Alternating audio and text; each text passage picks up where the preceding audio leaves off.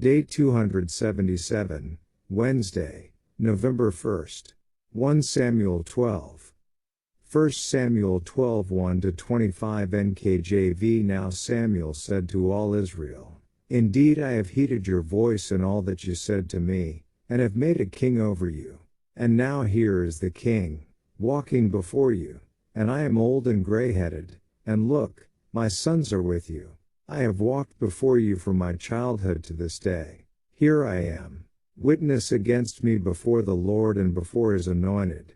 Whose ox have I taken, or whose donkey have I taken, or whom have I cheated? Whom have I oppressed, or from whose hand have I received any bribe with which to blind my eyes? I will restore it to you." And they said, "You have not cheated us or oppressed us, nor have you taken anything from any man's hand." Then he said to them, "The Lord is witness against you, and his anointed is witness this day, that you have not found anything in my hand." And they answered, "He is witness." Then Samuel said to the people, "It is the Lord who raised up Moses and Aaron, and who brought your fathers up from the land of Egypt. Now therefore, stand still, that I may reason with you before the Lord concerning all the righteous acts of the Lord which he did to you and your fathers, when Jacob had gone into Egypt, and your fathers cried out to the Lord. Then the Lord sent Moses and Aaron, who brought your fathers out of Egypt and made them dwell in this place. And when they forgot the Lord their God, he sold them into the hand of Sisera, commander of the army of Hazor, into the hand of the Philistines, and into the hand of the king of Moab. And they fought against them. Then they cried out to the Lord, and said, "We have sinned, because we have forsaken the Lord and served the Baals and Ashtoreths. But now deliver us from the hand of our enemies, and we will serve you." And the Lord sent Jerubbaal, Bedan, Jephthah, and Samuel, and delivered you out of the hand of your enemies on every side, and you dwelt in safety. And when you saw that Nahash king of the Ammonites came against you, you said to me, "No, but a king shall reign over us," when the Lord your God was your king.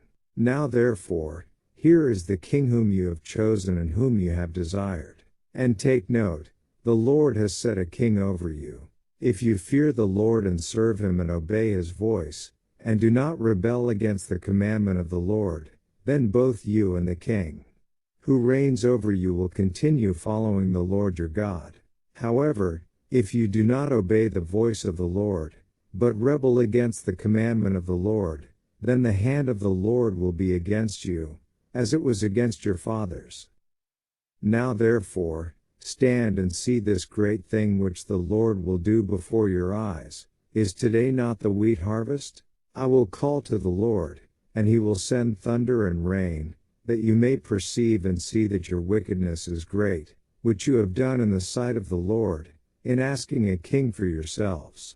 So Samuel called to the Lord, and the Lord sent thunder and rain that day, and all the people greatly feared the Lord and Samuel. And all the people said to Samuel, "Pray for your servants to the Lord your God, that we may not die, for we have added to all our sins the evil of asking a king for ourselves."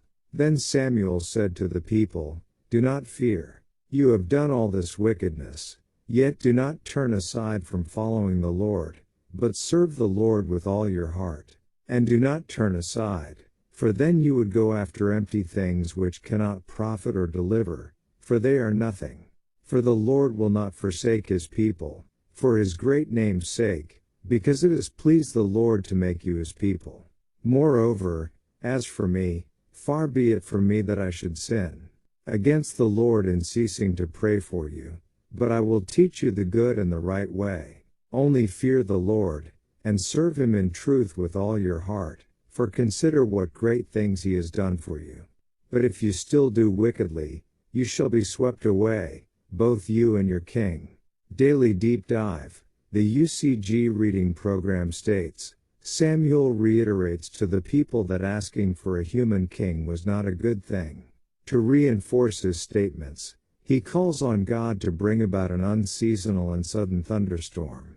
In great fear, the people realized that God was not pleased with their demands, and they ask Samuel to intercede for them. Samuel makes it clear that whether they are ruled by a human king or not, the important thing is to obey God.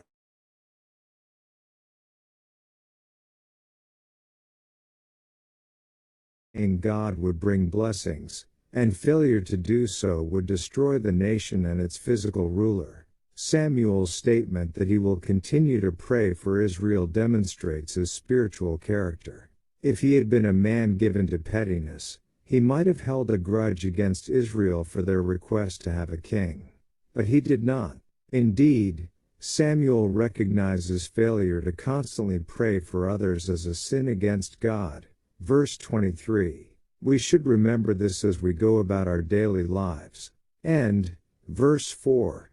What an amazing testimony of Samuel. Advanced in age, no one could bring any charges against him. Truly a special leader for God. Verse 9. This was recorded in Judges 3:14, 4-2 and 13-1. Verse 11. Jerubbaal was the name given to Gideon. See Judges 6:32. Bedin is not mentioned in the Bible. The Septuagint, and also in the Syriac and Arabic, instead of Bedin they have Barak. The Targum has Samson.